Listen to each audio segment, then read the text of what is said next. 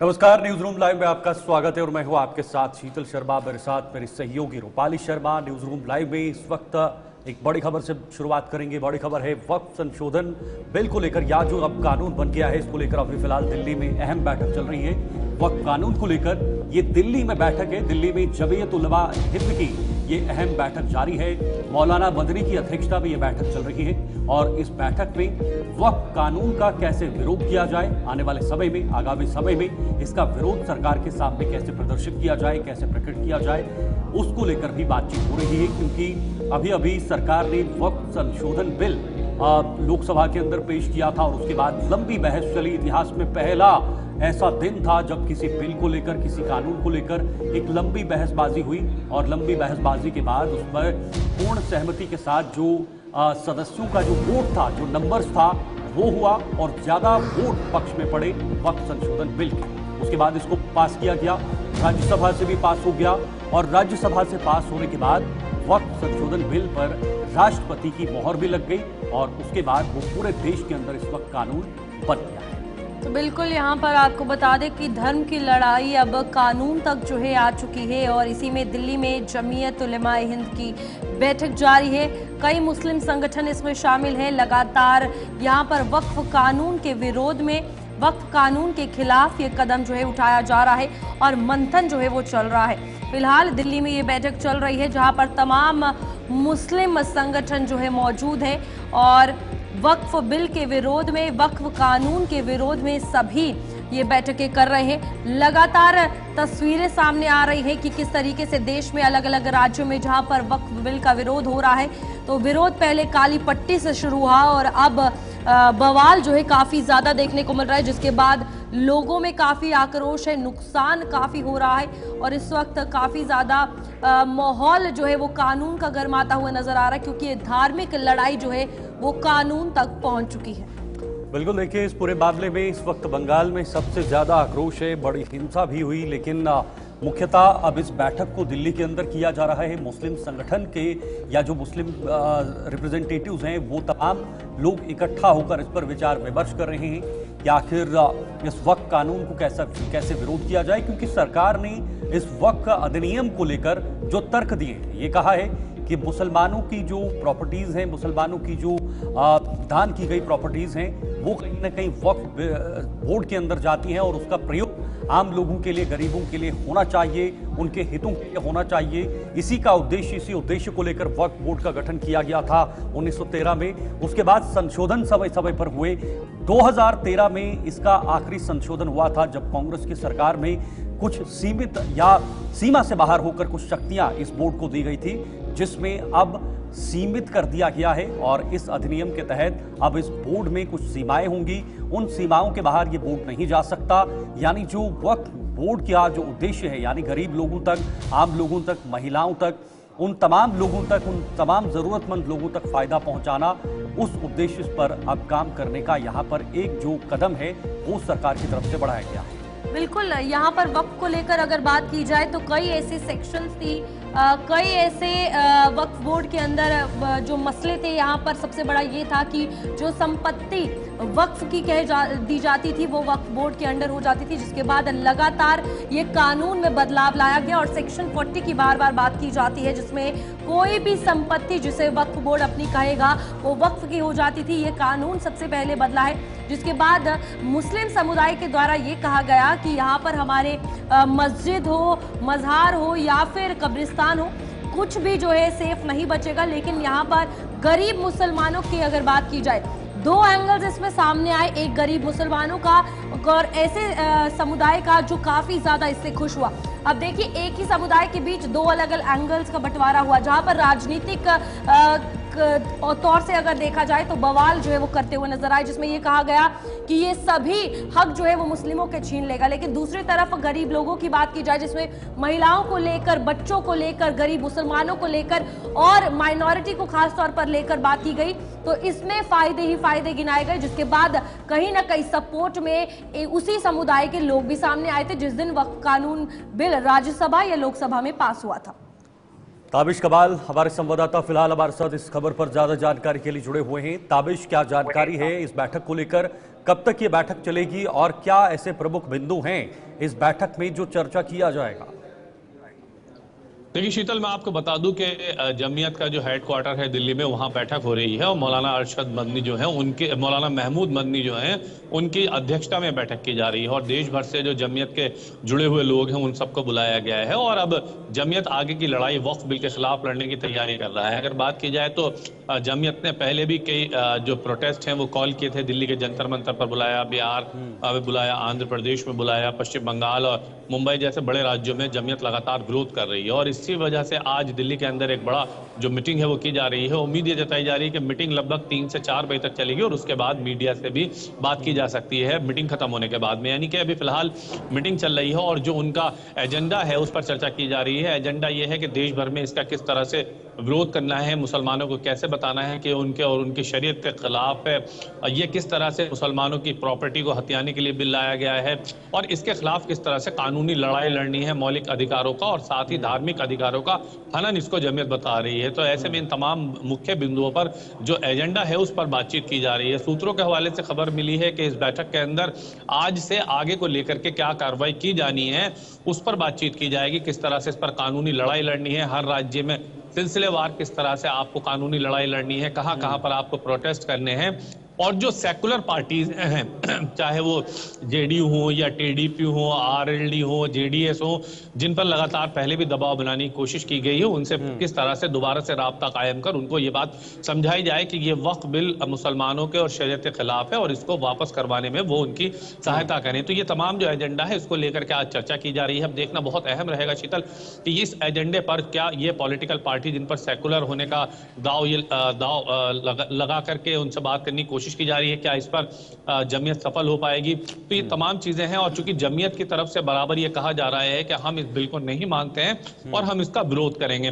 दूसरी तरफ सिर्फ जमीयत की बात नहीं कर रहे हैं, अगर और भी दीगर मुस्लिम जमातों की बात की जाए या मुस्लिम संगठनों की बात की जाए तो वो भी इसका विरोध कर रहे हैं। वहीं अगर असदुद्दीन ओवैसी की बात की जाए वो विरोध कर रहे हैं, कांग्रेस है, समाजवादी पार्टी है और कॉन्फ्रेंस की तरफ से भी इसके विरोध के लिए सुप्रीम कोर्ट का रास्ता इख्तियार करने की बात की जा रही है। तमाम पॉलिटिकल पार्टी एक एक करके इसके खिलाफ खड़ी हुई नजर आ रही हैं। देखिए सबसे बड़ी बात यह है, चूंकि ये जो मामला है ये सीधे सीधे कहीं ना कहीं देश के मुसलमानों से जुड़ा हुआ मामला है।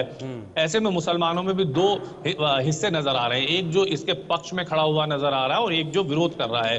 हालांकि बीजेपी का कहना यह है कि जो पक्ष में इसके खड़े हुए हैं वो समझ चुके हैं कि वक्फ की जो प्रॉपर्टीज हैं उनको हथियाया गया है, उनको खाली करा करके सरकार उन मुसलमानों की भलाई में लगाना चाहती है। और जो विरोध कर रहे हैं वो सिर्फ इसलिए विरोध कर रहे हैं क्योंकि उनको इस बिल को जो सेकुलर पार्टी का चेहरा और मुखौटा लगा करके आम मुस्लिमों के बीच रहती हैं, वो उनको इस बिल को समझने नहीं दे रही हैं। तो इसमें कहीं ना कहीं यहाँ पर एक सवाल ये है कि जिस तरीके से कहा कि एक ही समुदाय के दो अलग अलग बंटवारे हो चुके हैं थॉट्स को लेकर, लेकिन यहाँ पर जब बिल पेश किया गया था तब भी क्लियर कट समझाया गया था कि क्या चीजें बदलाव होंगी, कैसे उनमें बदलाव लाया जाएगा और तब भी ये कहा गया था कि अगर कोई एलिगेशन उठाता है तो प्रॉपर जस्टिफिकेशन उसकी दी जाए। लेकिन यहाँ पर सवाल ये है कि जिस तरीके से डेटा सामने आया, कई ऐसी संपत्तियां हैं जो सिख समुदाय की है, क्रिश्चियंस की है या फिर आदिवासियों की है, उनके केसेस अभी भी रजिस्टर्ड है। तो ये एक राजनीति ही खेली जा रही है क्योंकि यहाँ पर क्लियर कट गरीब मुसलमानों की बात की जाए तो वो तो समर्थन में है। सबसे बड़ी बात यह है कि सिर्फ आपने जिनका जिक्र किया है सिर्फ उन्हीं की प्रॉपर्टी की बात नहीं है, बल्कि 40,000 के करीब इसमें मुकदमे बताए जा रहे हैं, जिसमें से 10,000 मुकदमे मुसलमानों की तरफ से ट्रिब्यूनल में दायर किए गए हैं। यानी कि 10,000 मुसलमान भी वक्फ की उन तमाम प्रॉपर्टी से पीड़ित नजर आ रहे हैं। तो ऐसे में ये नहीं कहा जा सकता कि सिर्फ ये जो केस हैं गैर मुस्लिम्स के हैं, बल्कि मुस्लिम्स जो हैं उसमें वो भी यहाँ पर वक्फ के उन फैसलों से पीड़ित नजर आ रहे हैं और इसीलिए उन्होंने कोर्ट का रास्ता इख्तियार किया। यानी कहीं ना कहीं 10,000 के करीब वो मुसलमान भी हैं जो वक्फ से नाराज हैं और उन्होंने वक्फ के खिलाफ अपना केस दर्ज कराया हुआ है। तो ऐसे में सरकार का जो मानना है, सरकार का मानना यह है कि अगर वक्फ की ठीक से जांच हो जाती है, इनकी प्रॉपर्टियों की जांच हो जाती है और इन सब पर सरकार की निगरानी आ जाती है तो ये पता चलेगा कि वक्फ की हजारों करोड़ लाखों करोड़ की जो प्रॉपर्टी है जो दबाई गई है वो किन के पास है। हालांकि बीजेपी ये कह रही है कि जिन लोगों ने प्रॉपर्टी दबा रखी है, जो लोग गरीब मुसलमानों का हक मार करके बैठे हुए हैं, वही लोग सड़कों पर आकर के गरीब मुसलमानों को बरगला करके इस तरह के धरने प्रदर्शन करवा रहे हैं। लेकिन ताबिश, इसका दूसरा पहलू ये भी है कि जो संवैधानिक ज्ञाता हैं, जो संविधान को जानते हैं, जो हर आर्टिकल को करीब से देखते हैं, पढ़ते हैं, वो इस पूरे वक्फ बिल को लेकर क्या कह रहे हैं? जो इसका अधिनियम हुआ है, क्या ऐसी चीज कहां पर लिखी है जिसमें मुसलमानों के अधिकारों का हनन हो रहा हो, जिसमें अधिकार है वो छीने जा रहे हैं? तो इसमें समझने में देरी क्यों लग रही है, समझाने में देरी क्यों लग रही है, या सिर्फ ये पोलराइजेशन हो रहा है, तुष्टीकरण की राजनीति हो रही है? देखिए, ये सवाल लगातार हम बीजेपी से कर रहे हैं कि आखिर आप मुसलमानों को समझाने में सफल क्यों नहीं हो पा रहे हैं। CNRC के दौरान देश भर के अंदर दंगे हुए, हमने हिंसा देखी, 3 तलाक को लेकर के धारा 370 के समय में तमाम ऐसी चीजें हुई जिस वक्त ये जो बिल जब आए, जब ये पास हुए, जब ये कानून का रूप इन बिलों ने लिया, तो उसके बाद देश भर के अंदर मुसलमानों के अंदर एक गुस्सा और नफरत देखने के लिए मिली। तो कहीं ना कहीं बीजेपी जो स्टैंड ले रही है वो मुसलमानों को समझाने में सफल नहीं हो पा रही है। और यही वजह है कि भले ही बीजेपी कितना भी बेहतर काम कर ले, वो मुसलमानों को समझा नहीं पा रही है। और उसकी वजह यह है कि जो सेकुलर पार्टीज हैं वो इस बात को मुसलमानों को समझने भी नहीं दे रही हैं। बीजेपी का तर्क यह है कि हम जो काम कर रहे हैं वो मुसलमानों के फेवर के लिए काम कर रहे हैं। मुसलमानों को आज नहीं तो कल ये बात समझ में आएगी कि वक्फ की हत्याई हुई प्रॉपर्टीज को खाली करा करके गरीब मुसलमानों के हक के लिए इस्तेमाल किया गया है। और यही वजह है कि अगर बीजेपी इस सब को समझाने में सफल नहीं हो पा रही तो कहीं ना कहीं ये बड़ी चुनौती है बीजेपी के लिए, क्योंकि आने वाले कई राज्यों के अंदर विधानसभा का चुनाव है और ऐसे में कई सेकुलर पार्टीज बीजेपी के घटक दल का हिस्सा है। तो इसका नुकसान बीजेपी को या उन घटक दलों को हो सकता है। और इसीलिए लगातार ये कोशिश की जा रही है, चाहे वो गोष्ठी के जरिए, चाहे वो छोटी छोटी मीटिंग के जरिए, कि मुसलमानों को ये समझाया जा सके कि ये बिल कहीं भी उनके विरोध में नहीं है।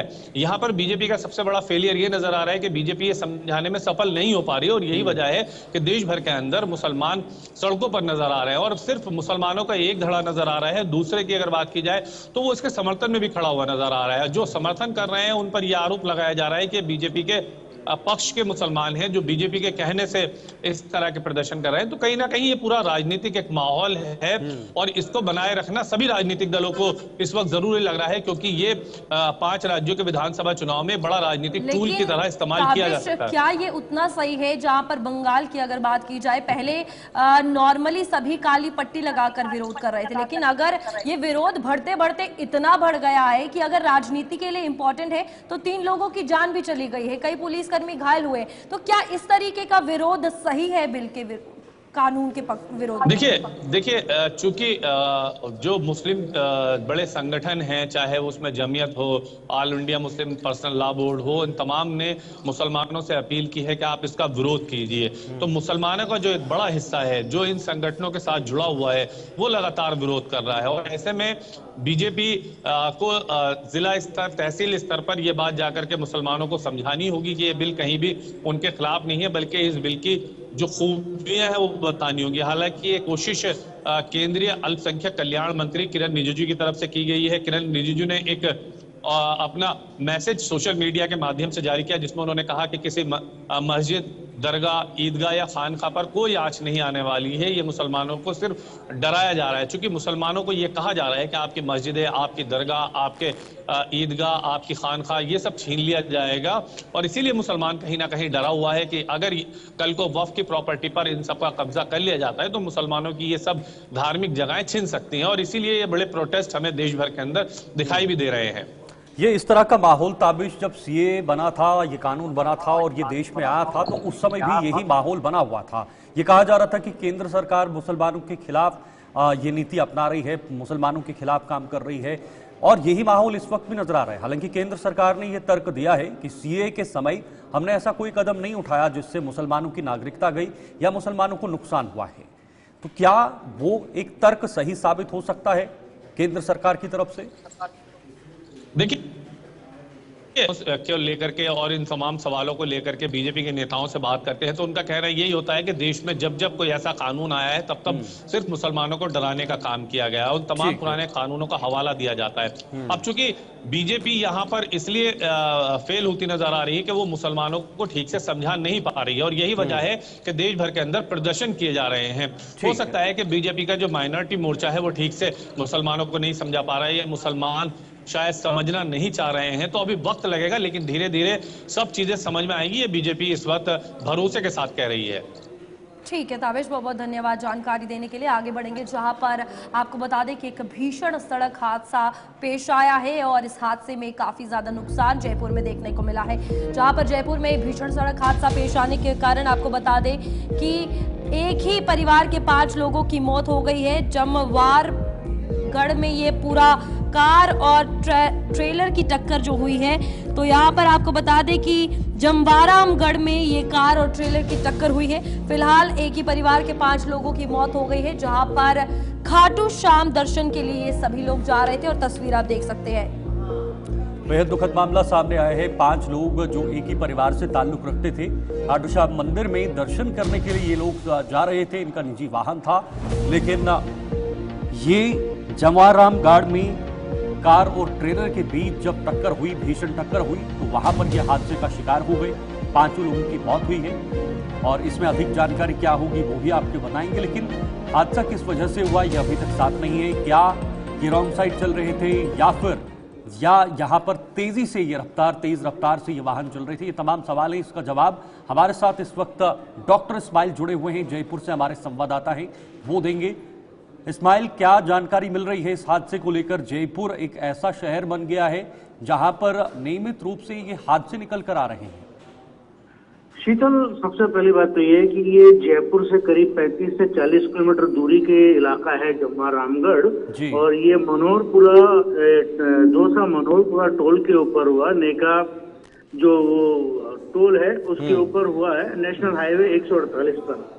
ये असल में क्या है कि उत्तर प्रदेश की गाड़ी बताई जा रही है, और ये जाहिर सी बात है कि जब हाईवे पे चलता है तो उसकी स्पीड शायद कंट्रोल नहीं हो पाती है, और ये जाकर के एक ट्रेलर से भिड़ी है, और भिड़ते ही इस कदर हादसे का जो मामला था वो ऐसा था कि उसके कार के पूरे परखच्चे उड़ गए, और अंदर जो बैठे हुए थे 5 लोग, जिनमें 2 महिला एक बच्ची भी थी, वो 5 के 5 ऑन द स्पॉट ही उनकी दुर्घटना में मृत्यु हो गई है।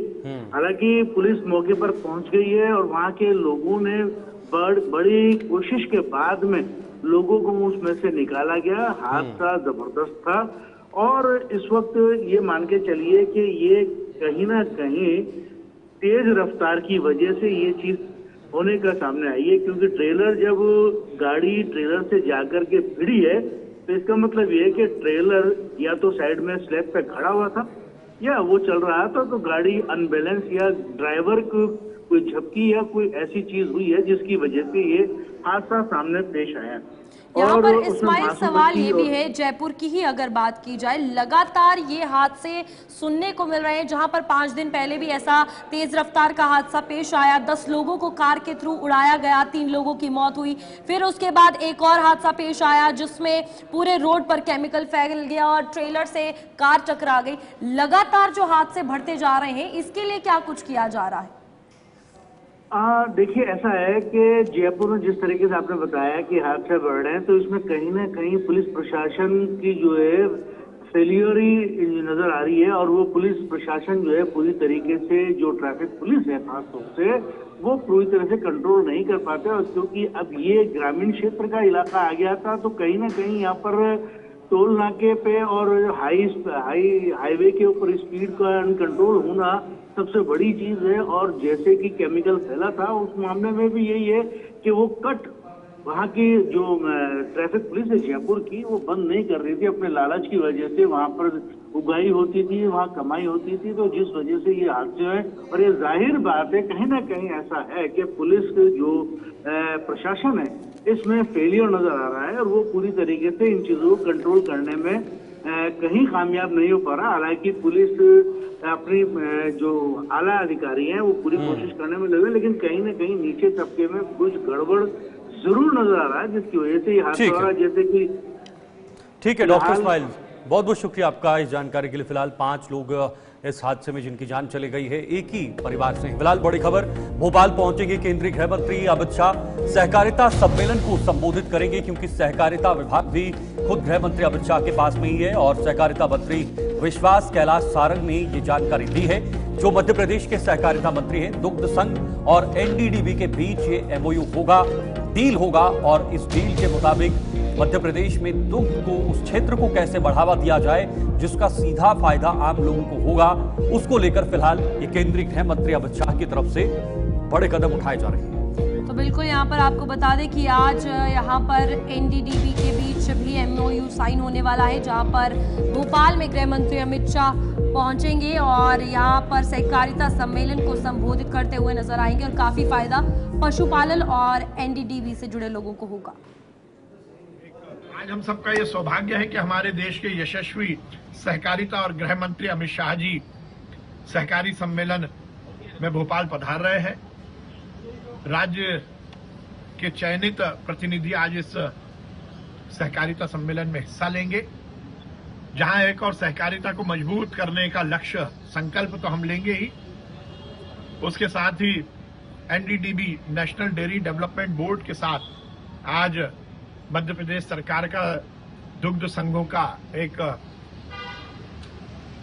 एमओयू होना है, जिसके माध्यम से अब हमारा जो मिल्क आंदोलन है वो और ऊपर जाएगा और गांव-गांव में हर एक व्यक्ति इस आंदोलन से जुड़कर, जहां एक तरफ रोजगार के नए अवसर सृजित होंगे, तो ये हमारा जो मिल्क रूट है, जिसको कि श्वेत क्रांति कहते हैं, उसमें भी निश्चित रूप से बहुत बड़ा फायदा होगा।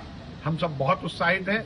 अमित शाह जी के नेतृत्व में, माननीय प्रधानमंत्री जी के नेतृत्व में, माननीय मुख्यमंत्री जी के नेतृत्व में सहकारिता के नए आयाम हम स्थापित करेंगे।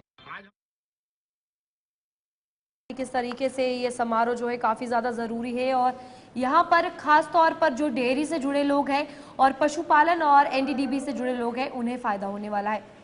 आगे बढ़ेंगे, जहाँ पर महाराष्ट्र के हवाले से बात करेंगे। यहाँ पर शरद पवार और अजीत पवार एक बार फिर साथ दिखे हैं और ये बड़ी खबर है, एक हफ्ते में दोनों की दूसरी मुलाकात है और दोनों से मुलाकात की तस्वीरें भी सामने आई है, जहाँ पर दोनों के मुलाकात से सियासी गलियारों में चर्चा काफी तेज हो गई है।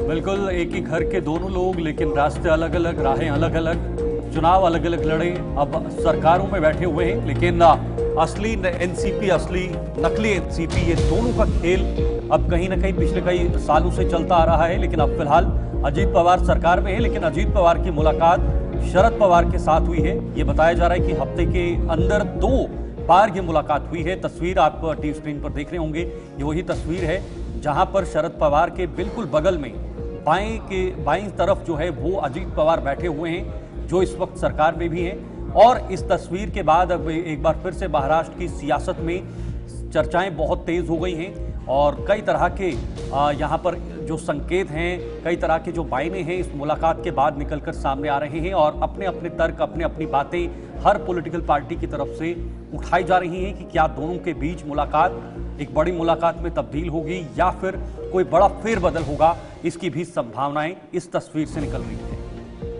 तो बिल्कुल यहाँ पर दोनों की मुलाकात की तस्वीरें जो है वो सामने आई है और आप देख सकते हैं कि यहाँ पर अब किस तरीके से प्रबंध परिषद की ये बैठक थी जिसमें इनके द्वारा हिस्सा लिया गया था और कई पाठ्यक्रम शुरू करने का फैसला किया, लेकिन इसके बाद दोनों जब साथ दिखे तो सियासी गलियारों में काफी ज्यादा हलचल तेज हो गई, बातें जो है वो निकलकर सामने आ गई। हकीम देशमुख हमारे संवाददाता इस वक्त जुड़े हुए हैं। हकीम, इस तस्वीर के क्या संकेत नजर आ रहे हैं, क्या मायने हैं और महाराष्ट्र की पॉलिटिक्स में, महाराष्ट्र की राजनीति में इस तस्वीर का विश्लेषण कैसे किया जा रहा है?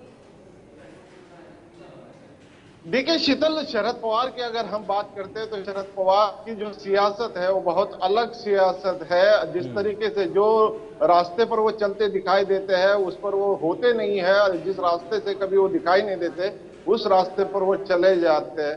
जिस तरीके से शरद पवार अजीत पवार की ये जो मीटिंग देखी गई और जिस तरीके से दोनों भी अगल बगल में बैठे नजर आए, रैयत शिक्षण संस्था जिसके अध्यक्ष जो है वो शरद पवार है, सतारा की ये संस्था है और अजीत पवार भी जो है उसकी संस्था की बॉडी में है, तो ऐसे में दोनों ही अगल बगल में बैठे हैं। शरद पवार की अगर बात करें तो वो कभी किसी भी सियासतकार से जो है वो कभी भी मनमुटाव नहीं रखते। उनका आज तक का सियासी इतिहास अगर देखें तो ये जो बातें आज हो रही है, कहीं ना कहीं भले ही दोनों एक साथ हुए हो, लेकिन आज उनका साथ आना संभव नहीं। आने वाले समय में वो जरूर साथ आ सकते हैं, लेकिन ये तस्वीर भले ही साथ बैठे हुए वो नजर आ रहे हैं, आज वो साथ नहीं। यहाँ पर हकीम 2023 की बगावत के बाद ये दोनों साथ दिखना, तो सियासत किस तरीके से अब गर्मा रही है। कहा जा रहा है कि सियासी गलियारों में हलचल तेज हो गई है, बातचीत जो है काफ़ी ज़्यादा निकलकर सामने आ रही है, और जिस तरीके से यहाँ पर इन दोनों को लेकर हमेशा बात कही जाती है, फिलहाल बगावत के बाद ये तस्वीर काफ़ी कुछ कह रही है। रूपाली, शरद पवार और अजित पवार जो है दोनों चाचा भतीजे हैं, काफी 7 साल जो है साथ में बिताए हैं। अजित पवार जो है शरद पवार की उंगली पकड़कर जो है वो सियासत में आए, तो कहीं न कहीं खटास थोड़ी बहुत जरूर थी, लेकिन इतनी खटास अंदर से नहीं है। दिखाने के लिए मात्र जो है वो खटास उनकी दिखाई देती है, अंदर से खटास नहीं है। भले ही वो साथ हो या ना हो, लेकिन दोनों चाचा भतीजों का जो बॉन्डिंग है वो बहुत अच्छा है। काफी अलग अलग जगहों पर देखा गया है, वो आपस में बातचीत करते हैं, सलाह मशवरे लेते हैं। आज भी भले ही 2 दल उनके अलग हुए हो, लेकिन फिर भी शरद पवार अजित पवार जो है कहीं न कहीं एक है। जनता इस तरीके से जानती है महाराष्ट्र की। बिल्कुल हकीम, जो शरद पवार की एक छवि है पूरे देश के अंदर एक अच्छे राजनेता के रूप में बनी हुई है, प्रबल नेता के रूप में बनी हुई है और ईमानदार और साफ दिल राजनेता माने जाते हैं। यही वजह है कि प्रधानमंत्री मोदी से जब शरद पवार की मुलाकात हुई थी तो उसमें एक तस्वीर बहुत ज्यादा सोशल मीडिया पर भी चली थी, जिसमें खुद प्रधानमंत्री मोदी ने उनकी कुर्सी को उठाया था और उनको बिठाया था, सम्मानजनक बिठाया था। ऐसे में यह अंदाजा जताया जा सकता है कि वो कितने सम्मानजनक नेता हैं, जिन्होंने इस देश के विकास के लिए अपना योगदान निभाया है, इस देश की राजनीति में अपना योगदान निभाया है। लेकिन क्या इस तस्वीर में राजनीति को जोड़ना उचित है, या फिर ये सिर्फ एक हवा बनाने की एक कोशिश जो है वो महाराष्ट्र के अंदर की जा रही है? देखिए, शरद पवार जो है वो जब सुर्खियों से गायब हो जाते हैं तो कुछ न कुछ इस तरीके की नई तस्वीरें जो है वो सामने आती है उनकी, और सामने लाने की कोशिश करते हैं, सुर्खियों में बने रहते हैं। और उनके हमेशा से ये आदत है कि कहीं ना कहीं बीच बीच में सुर्खियों में आना, ये उनकी आदत रही है। पुराने सियासतकार है, सियासत को बखूबी जानते हैं, सियासत का जो घोल है वो पूरे तरीके से ये पीस चुके हैं। कहीं ना कहीं अगर हम नरेंद्र मोदी जी की बात करें तो वो इससे पहले उन्होंने कहा था कि शरद पवार जो है ये बड़े सियासतकार है, वो उनको गुरु भी मानते थे। और जिस तरीके से अजित पवार की बात करें तो अजित पवार शरद पवार को भले ही बाहर से छोड़ दे, जो दिखाई देता है, लेकिन अंदर से वो उनके साथ। ठीक है, बहुत बहुत शुक्रिया आपका हकीम ये जानकारी के लिए। तो फिलहाल ये तस्वीर बहुत कुछ बता भी रही है और राजनीतिक मायनों में बहुत कुछ छुपा भी रही है। हालांकि ये पारिवारिक मामला है, निजी मामला है, ये मुलाकातें होती हैं, लेकिन विपक्ष हर समय ये चाहता है कि इस तस्वीर को कुछ अलग रंग दिया जाए ताकि जो सियासी समीकरण है वो बदलें और उसका उन्हें फायदा मिले। आगे बढ़ेंगे, अब बात जरा बिहार की होगी, क्योंकि बिहार में पुल गिर रहे हैं और ये पहला मौका नहीं जब पुल गिरने की खबर या पुल में दरार होने की खबर आपके सामने रखी हो। 3,831 करोड़ की लागत से बना पुल जिसमें दरार आई है, और विडंबना ये है, चौंकाने वाली बात यह है कि इस पुल का इनॉग्रेशन मात्र 2 दिन पहले खुद मुख्यमंत्री नीतीश कुमार की तरफ से किया था, लेकिन इस पुल में अब फिलहाल दरार आ चुकी है। बिल्कुल, यहाँ पर आपको बता दें कि यहाँ पर सवाल जो है अब इसके बाद उठ रहे हैं काफ़ी सारे, जहाँ पर 3,831 करोड़ की लागत से ये पुल बनाया गया था, और उसके बाद यहाँ पर जेपी सेतु में दीदारगंज के पास ये पिलर नंबर 3 है जिसमें दरार आई है। और कुछ ही दिन पहले उद्घाटन के बाद आप सोचिए कि घपलेबाजी तो कहीं है ही कि यहाँ पर इतने करोड़ की लागत से पुल बनाया गया और उसके बाद कुछ ही दिन में दरारें पड़ रही हैं। अब आगे गाड़ियाँ जब कंटिन्यूसली चलेंगी तो कोई बड़ा हादसा भी पेश आ सकता है। अब सवाल तो सब पर उठेंगे, लेकिन अब जवाब कौन देगा ये बड़ी बात है। लेकिन बिहार में पुल गिरने की खबर जो है वो सामने आती रहती है, जो पहले भी हमने तस्वीरें देखी है, लेकिन यहाँ पर अब सड़क में दरारें, पुल में दरार आ चुकी है और आगे सड़क धंस जाने की खबर भी सामने आई है। अब देखना यह है कि अब यहाँ जिस तरीके से सवाल इस पर उठ रहे हैं, जिस विभाग के द्वारा काम किया गया, वो क्या जवाब देता है।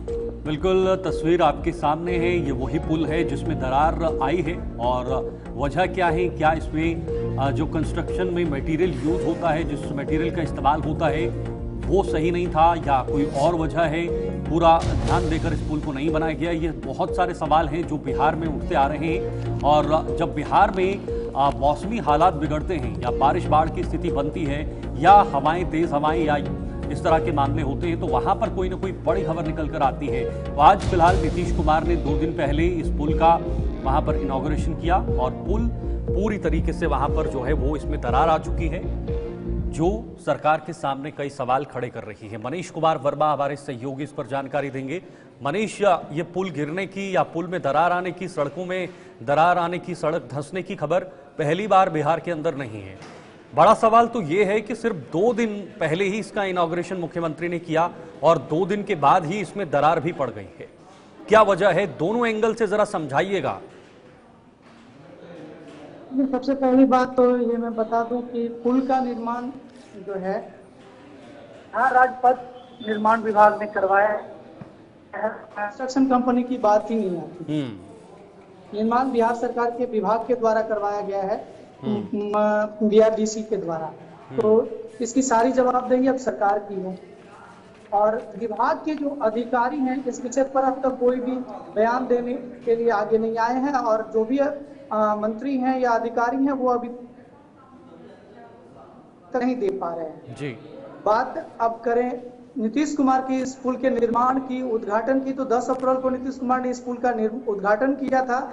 और उद्घाटन की बात करें तो उद्घाटन मेरे तो दृष्टिकोण से देखा जाए तो ये निश्चित तौर पर जो है चुनावी शिगुफा कहलाने की बात होगी, क्योंकि आनन फानन में इस पुल का निर्माण किया हुआ और निर्माण के दौरान जो गुणवत्ता की बात आई उस पर कोई ध्यान नहीं दिया गया, जिस कारण इस तरह की स्थिति आई है। और बात करें कि इसमें लागत कितनी थी तो 3831 करोड़ की लागत से ये पुल निर्माण हुआ था। एलिवेटेड सड़क है साथ में इसके और दोनों ही छोर पर इसकी दरारें आई हैं, तो इसमें कोई टेक्निकल छोटी मोटी चूक या आप कहें कि परेशानी नहीं है। ये कंप्लीट जो है ये भ्रष्टाचार कहा जा सकता है। पटना के कंगना घाट से दीदारगंज तक ये एलिवेटेड सड़क का निर्माण हुआ था। जब नीतीश कुमार ने उद्घाटन किया और तीसरे ही दिन इस पर जब भारी वाहनों और वाहनों की आवाजाही शुरू हुई, यहाँ पर अगर 3831 करोड़ की लागत से कोई पुल बन रहा है और वो आनन फानन में बनाया जा रहा है, तो फिर फायदा क्या इतना बजट देने का? फायदा है। मैं आपको बता दूं कि अब सवाल फायदा के दृष्टिकोण से सवाल यह उठता है कि अब पुल का तो निर्माण हुआ, बात यह है कि क्या बिहार सरकार जो है आने वाले विधानसभा चुनाव को लेकर जल्दबाजी बिना जांच पड़ताल के इस पुल का उद्घाटन किया? कहीं इस चुनावी सौगात को देने की हड़बड़ी में बिहार की जनता को इसका खामियाजा न भुगतना पड़े, ऐसा हमको लगता है। हड़बड़ी में जनता को परेशानी तो निश्चित तौर पे होगी, क्योंकि ये दरारें हैं, ये दरारें बढ़ेंगी, हो सकता है कि इस पर बड़ी घटना हो जाए, लेकिन मनीष, ये जब घटनाएं बार बार सामने आ जाती हैं तब सवाल दोनों तरफ खड़े इसलिए होते हैं क्योंकि ये सिर्फ और सिर्फ सरकार की कार्यशैली नहीं बल्कि नियत, नीति, इच्छा शक्ति, दृढ़ शक्ति, ये तमाम चीजें भी इसमें सवाल के घेरे में आती है कि आखिर सरकार चाहती क्या है। 2 अलग अलग पहलू हैं। एक सरकारी तंत्र है जो सरकार अपने उस निगरानी के अंदर जो काम करवाती है और दूसरा एडमिनिस्ट्रेटिव सेटअप है जो वहां पर विभागों के काम होते हैं, जो उनके अधिकारी वहां पर निगरानी रखते हैं। क्या हम उनकी नीयत पर, उनकी नीति पर, उनकी इच्छा शक्ति पर सवाल खड़े कर सकते हैं? क्योंकि बार बार ये मामले सामने आ रहे हैं।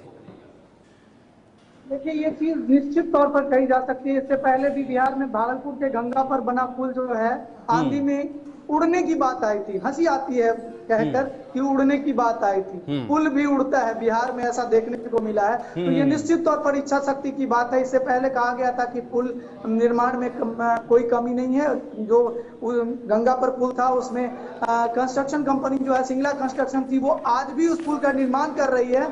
तो निश्चित तौर पर यह सवाल सत्ता से होगा, बिहार के मुख्यमंत्री से होगा, पथ निर्माण विभाग से होगा कि आखिर ये जो देख रेख है वो किस आधार पर हो रहा है। आधिकारिक तौर पर कैसे इस तरह की इतनी बड़ी परेशानी और चूक होती है और कोई ऑथेंटिक जवाब नहीं आता है। ठीक है, बहुत बहुत शुक्रिया आपका इस जानकारी के लिए। मनीष कुमार हमारे साथ जुड़े हुए थे। पुल गिरने या पुल में दरार आने का मामला, कई सारे सवाल भी होते हैं कि क्या जानबूझकर या इस कार्यशैली में कोई ना कोई दिक्कत है या नीति या नियत में कोई ना कोई दिक्कत है जिस वजह से वहां पर इस तरह के मामले आ रहे हैं। आगे बढ़ेंगे। उत्तर प्रदेश में डीजीपी ने कुछ कड़े निर्देश दिए हैं, सख्त निर्देश दिए हैं। डीजीपी प्रशांत कुमार ने ये सख्त निर्देश उत्तर प्रदेश में जारी किए हैं। अंबेडकर जयंती पर सुरक्षा के पुख्ता इंतजाम के निर्देश वहां पर दिए गए हैं। इसमें ट्रैफिक सुरक्षा के लिए पर्याप्त पुलिस बल की तैनाती के निर्देश भी डीजीपी से जारी किए गए हैं। तो बिल्कुल यहाँ आपको बता दूं कि वक्फ कानून के विरोध को देखते हुए सतर्क रहने के ये निर्देश दिए गए हैं, जहां पर डॉक्टर अंबेडकर जयंती पर सुरक्षा के पुख्ता इंतजाम के डीजीपी प्रशांत कुमार ने सभी पुलिस अधिकारियों को निर्देश दे दिए हैं। और पिछले साल भी कोई विवाद सामने आया था तो मजिस्ट्रेट से समन्वय बनाकर उसका हल करवाया जाए, ये डीजीपी ने कहा है। इसी में जुलूस में कोई विवाद ना हो, जयंती के वक्त अंबेडकर जयंती के वक्त सुरक्षा जो है वो पुख्ता रहे, इसको लेकर फिलहाल सभी ऑर्डर्स जो है वो जारी कर दिए। बिल्कुल, बहुत सारी चीज़ें हैं क्योंकि उत्तर प्रदेश एक ऐसा राज्य है जहां पर कई ऐसे इलाके हैं जो बहुत संवेदनशील रहते हैं। हर घड़ी, हर त्यौहार, हर छोटे छोटे त्यौहार, हर बड़े त्यौहार पे, हर कहीं किसी खास मौके पर वहां पर पुलिस की तरफ से निगरानी रखी जाती है ताकि किसी प्रकार का वहां कोई बड़ी घटना सामने ना आए। उमेश मिश्रा लखनऊ से संवाददाता फोन लाइन पर जुड़े हुए हैं। उमेश, क्या निर्देश डीजीपी की तरफ से जारी किए हैं और कितने अहम निर्देश हैं, क्योंकि जब भी कोई खास मौका उत्तर प्रदेश में होता है तो कुछ ऐसी वहां पर कुछ ऐसी जगहें हैं, कुछ ऐसे जिले हैं जिनको लेकर पुलिस हमेशा सतर्क रहती है और रहना भी चाहती है। देखिए शीतल, बिल्कुल देर रात वीडियो कॉन्फ्रेंसिंग के जरिए डीजीपी प्रशांत कुमार ने कड़े निर्देश दिए हैं। जिस तरह से उत्तर प्रदेश में डॉक्टर अंबेडकर जयंती है, उसके मद्देनजर साथ ही साथ जिस तरह से जुलूस तथा अन्य कार्यक्रमों के आयोजकों से वार्ता करके और तमाम जगह पे व्यवस्था को मूर्त रूप दिया गया है, साथ ही साथ ये भी निर्देश दिए गए हैं वक्फ संशोधन कानून के विरोध को देखते हुए इंटेलिजेंस पुलिस को सतर्क रहने के निर्देश हैं। लगातार जिस तरह से उत्तर प्रदेश में सपा सांसद द्वारा राणा सांगा पर बयान दिया गया था, उसके बाद कई जगह जो छत्री संगठन है वो उनके भी प्रदर्शन देखने को मिले, तमाम बयानबाजी देखने को मिली। तो ऐसे में कानून व्यवस्था के साथ कोई खिलवाड़ ना करे, कानून को हाथ में ना ले, इस नाते उत्तर प्रदेश पुलिस के मुखिया प्रशांत कुमार ने कड़े निर्देश दिए और जिलों के जो एसपी हैं, कमिश्नर हैं, एडीजी हैं, डीआईजी हैं, सबके साथ वीडियो कॉन्फ्रेंसिंग के जरिए ये निर्देश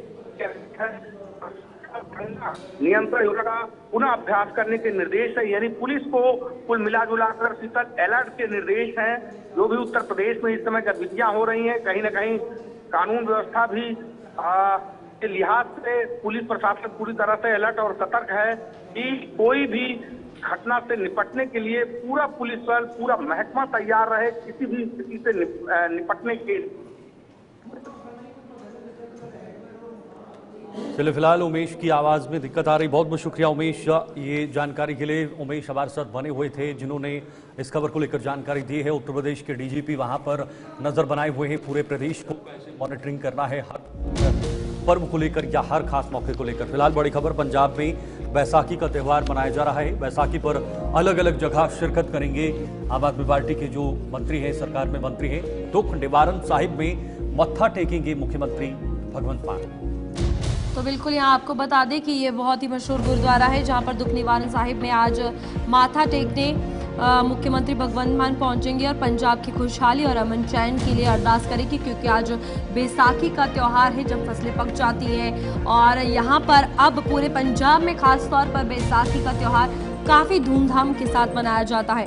कैबिनेट मंत्री यहाँ पर आपको बता दें कि बैसाखी के मौके पर गुरुद्वारे जो है वो पहुँचेंगे और कई सारे मंत्री जो है वो बैसाखी में अलग अलग गुरुद्वारों में जाकर सेवा जो है करेंगे और माथा टेकेंगे।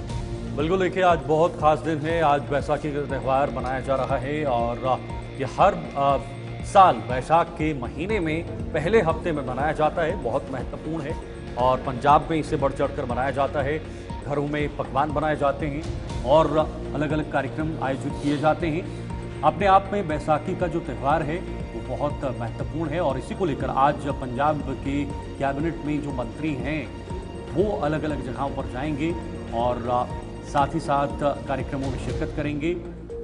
आम आदमी पार्टी में जो सरकार में इस वक्त कार्यरत मंत्री हैं तो दुख निवारण साहिब में मत्था टेकेंगे मुख्यमंत्री भगवंत मान और पूरे प्रदेश की कामना करेंगे। प्रदेश की खुशहाली को लेकर, अमन चैन को लेकर, शांति को लेकर, प्रदेश को नशा मुक्त कैसे करना है, प्रदेश को विकास के पथ पर आगे कैसे बढ़ाना है, प्रदेश के हर अंतिम वर्ग के व्यक्ति को, हर नागरिक को चाहे वो पिछड़ा हुआ नागरिक हो, चाहे वो गरीब हो या बेसहारा हो, ज़रूरतमंद हो, उन तमाम लोगों तक ये प्रार्थना वहाँ पर की जाएगी ताकि पंजाब हर वक्त आगे बढ़े, पंजाब प्रगति करे।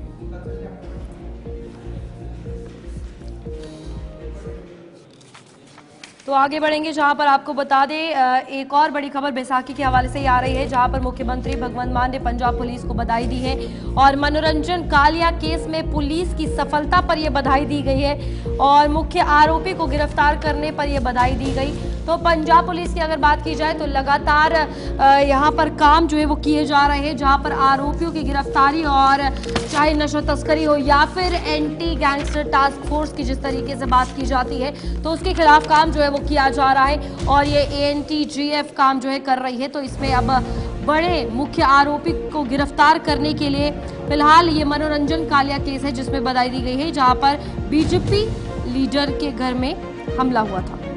बिल्कुल, इस वक्त पंजाब सरकार और पुलिस का जो रिश्ता है, पंजाब पुलिस का जो रिश्ता है वो काफ़ी गहरा नजर आ रहा है और यही वजह है कि पंजाब में हर मुहिम में पुलिस का इस वक्त अहम योगदान है जिसे पुलिस निभा भी रही है। इसी को लेकर मुख्यमंत्री भगवंत मान ने पंजाब पुलिस को बधाई दी है। मनोरंजन कालिया केस में पुलिस की सफलता पर मुख्यमंत्री की तरफ से उन्हें बधाई दी गई है और मुख्य आरोपी को गिरफ्तार किया गया है। ये अपने आप में बड़ी सफलता है। ऐसे में मुख्यमंत्री भगवंत मान ने पुलिस को सराहा है, पुलिस के मनोबल को एक कदम आगे लाने के लिए प्रेरित किया है, क्योंकि खुद मुख्यमंत्री भगवंत मान जब तक पुलिस को और पुलिस का हाथ पकड़कर उन्हें आगे इंस्पायर ना करे, प्रेरित ना करे आगे बढ़ने के लिए, उन्हें मनोबल ना बढ़ाएं तो पुलिस वहां पर पीछे रह जाती है। तो यही वजह है कि भगवंत मान लगातार पुलिस का जो एक कॉन्फिडेंस है, जो आत्मविश्वास है, उसे बढ़ाने की कोशिश करवा रहे हैं और नतीजन पंजाब में चीजें बदल रही हैं। इस वक्त मेरठ से एक और बड़ी जानकारी आ रही है, ये भी आपको बताएंगे। मेरठ में DIG का भ्रष्ट थानेदार पर बड़ा एक्शन देखने को मिला है। लोहिया नगर थानेदार विष्णु कुमार लाइन हाजिर किए गए हैं, उन्हें बुलाया गया है और उन पर कार्रवाई सुनिश्चित है। तो बिल्कुल यहाँ आपको बता दें कि हल्का दारोगा दिनेश सिपाही सुमित भी लाइन हाजिर किया गया है। यहाँ पर लोहिया नगर में चोरी हुई है, जिसके बाद लूट के वाहन थानेदार ही कटवा रहे थे और यहाँ पर आप देखिए कि हापुड़ पुलिस ने वाहन काटन गैंग का सरगना जो है उसे भी पकड़ लिया है। लेकिन इसी बीच लोहिया नगर थानेदार विष्णु कुमार को भी लाइन हाजिर कर दिया गया है और ASP हापुड़ की जांच में पुलिस की संलिप्तता जो है वो उजागर हुई है। बिल्कुल देखिए, इसमें हापुड़ पुलिस की जांच में वाहन कटान का माल बरामद हुआ है। ASP हापुड़ की जांच में ये पुलिस की संलिप्तता उजागर हुई है। यही वजह है कि इन्हें लाइन हाजिर किया है DIG की तरफ से। गैंग सरगना ने थानेदार विष्णु कुमार का संरक्षण भी कबूला है कि विष्णु कुमार का संरक्षण हम कर रहे थे, इसका कबूलनामा उन्होंने किया है। DIG ने तीनों पुलिसकर्मियों को बुलंदशहर लाइन जो है वो संबंध किया है। आरोपी पुलिस वालों के खिलाफ दीर्घ दंड की कार्रवाई जो पुलिस के बड़े अधिकारी हैं, जो आला अधिकारी हैं, उनकी तरफ से की जाएगी और उन्हें दंड भी दिया जाएगा।